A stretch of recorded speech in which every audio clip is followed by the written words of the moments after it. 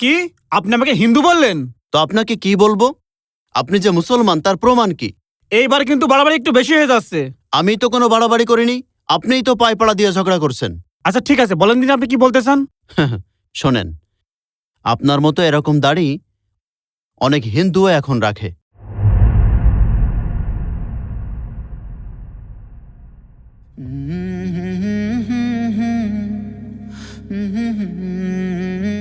এই যে হুজুর সাহেব,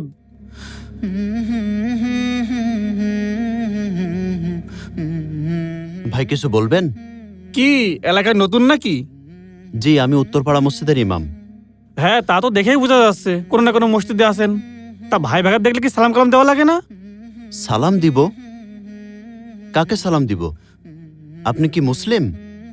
মানে কি? আমি মুসলিম কি অমুসলিম এই প্রশ্ন আসছে কেন? অবশ্যই এই প্রশ্ন করা আমার রাইট আছে। আপনাকে দেখে তো আমার কোনো দিক থেকে মনে হচ্ছে না আপনি মুসলিম। এইবার কিন্তু আমার মাথাটাতে গরম হয়ে যাচ্ছে। আপনি কি সব বলতে বলবকছেন? আমি কোনো আবোল তাবোল বকছি না। যা বলছি ঠিকই বলছি, আপনিই বুঝতে পারছেন না। আচ্ছা ঠিক আছে, বলেন দিন আপনি কি বলতে চান। একজন মুসলমানকে চেনার বাহ্যিক পরিচয় হচ্ছে দাড়ি থাকা।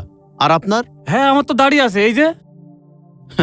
শোনেন, আপনার মতো এরকম দাড়ি অনেক হিন্দুও এখন রাখে। এটা কোনো সুন্নতি দাড়ি হলো? আর আপনি এখানে বসে আছেন একটা হাফ প্যান্ট পরে। কোনো মুসলিম পরিবারের এত বড় ছেলে হাফ প্যান্ট পরে রাস্তায় বসে থাকতে পারে না। আচ্ছা, সবকিছু বাদ দিলাম।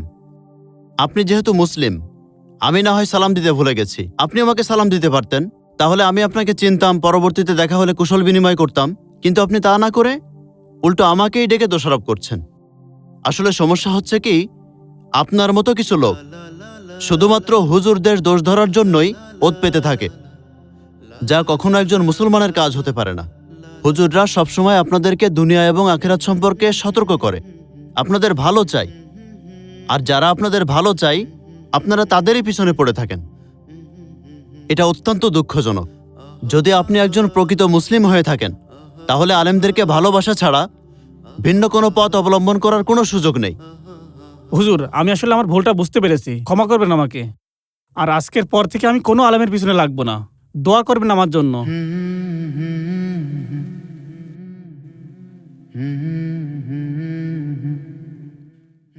আলেমরা আল্লাহর অলি বা বন্ধু। হাদিসে কুদসিতে আল্লাহ তাআলা বলেন, যে ব্যক্তি আমার অলির সঙ্গে বিদ্বেষ পোষণ করল, পরিণামে আমি তার বিরুদ্ধে যুদ্ধের ঘোষণা দিলাম। সহিহ বুখারী।